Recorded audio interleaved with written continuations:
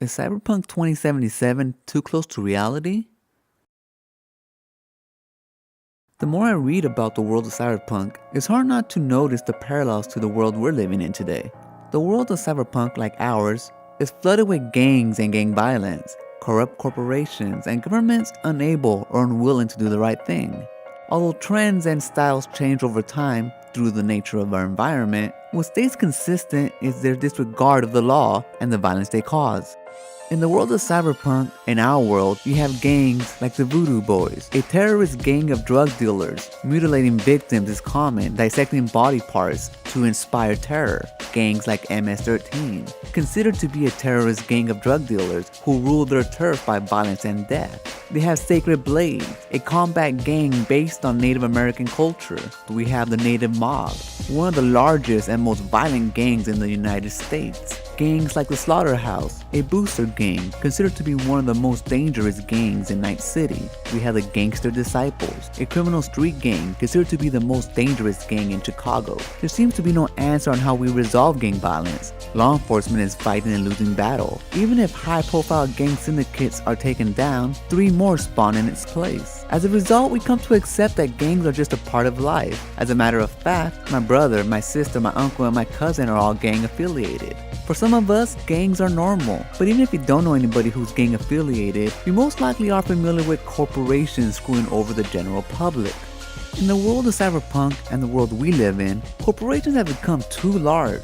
Through consolidation and hostile takeover, corporations monopolized their market and became mega corporations. Mega corporations like Petrochem, the world's largest producer of synthetic fuel. Petrochem was responsible for starting a war near the South China Sea, devastating the local ecosystem and the economies that rely on them. ExxonMobil, a multinational oil and gas company, the 3rd largest gas company, only behind state-sponsored programs. Exxon's oil tanker, Exxon Valdez, was responsible for spilling 10.8 million gallons of crude oil in the Pacific Ocean off the coast of Alaska, killing more than 1 million marine species. Militech, a military-industrial arms giant. Militech's extensive catalog is used by hundreds of nations and mercenaries groups around the world. Lockheed Martin, an American global aerospace, defense, security, and advanced technology company with worldwide interests, which makes it the world's largest defense contractor. Last August of 2018, a bomb manufactured by Lockheed Martin was used by Saudi Arabia on a school bus full of children. Lazarus, mercenary contractors led by South American war veterans, contracted by governments and companies to defend their interests around the world. Dynacorp, a private military security firm contracted by the US government and has provided support for US forces in countries like Colombia, Kuwait, Bolivia, Somalia, and the list goes on.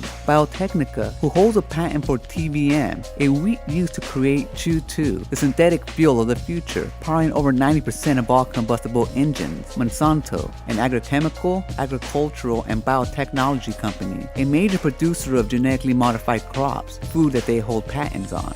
In the world of Cyberpunk, governments have no solutions to eradicate organized crime and drug syndicates, and corporations are too large and often too powerful for government's oversight. Both in the world of Cyberpunk and ours, we come to expect the worst of corporations. Corporations are run based on data and numbers. They only care for the bottom line, which is profit. And even though there's nothing wrong with that, these corporations are run by people.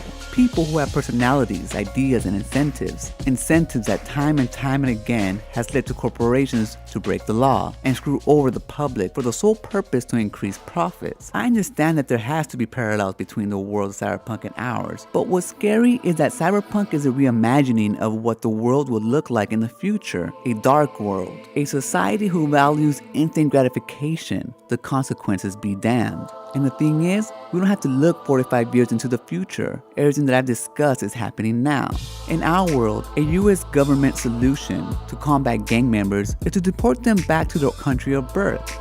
This only helped the rise of organized street gangs throughout the world. El Salvador has been devastated by the rise of MS-13, a gang born in the streets of Los Angeles, a gang that has caused mass immigrations of refugees. The Salvadorian government were simply not prepared because they had never encountered organized gangs like these before, especially their willingness to terrorize and mutilate their victims. Now gangs like MS-13, the Latin Kings, Bloods, and Crips span across the world, coming to a neighborhood near you.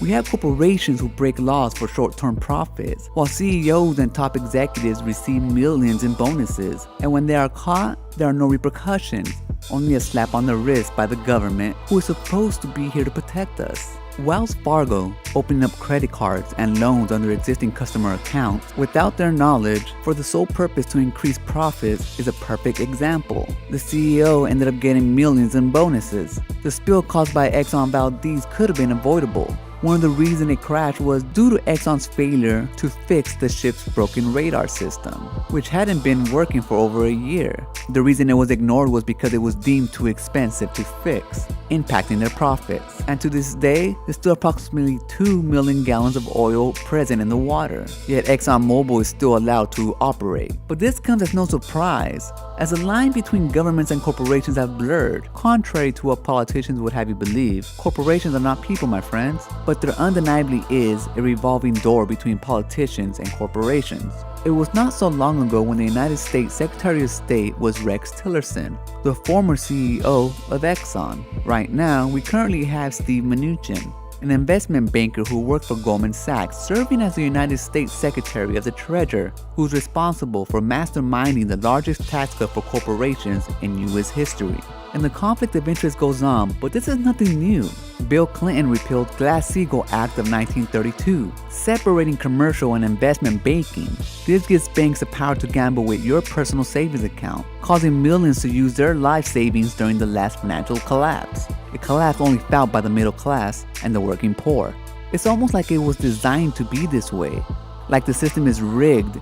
And maybe it is. After all, in both the world of Cyberpunk and the world you and I live in, most politicians are politically corrupt and financially compromised, since they take bribes disguised as donations from corporations. After all, none of this would be possible without them and us. We allow mega agricultural and chemical companies like Monsanto and DuPont to hold patents on the food we eat. We allow mega factory farms to craft laws making it illegal to expose the inhumane conditions animals are kept in and the physical abuse they endure. We allow financial banks who are too large to fail to gamble with taxpayer money, retirements, and pensions. Because we allow our politicians to be bought by the corporations they're supposed to have oversight on. We are also to blame. The more and more I read and write about the world of Cyberpunk, the closer to our world it becomes. Once cybernetics become a reality, the only difference between the world of Cyberpunk and the world we live in will be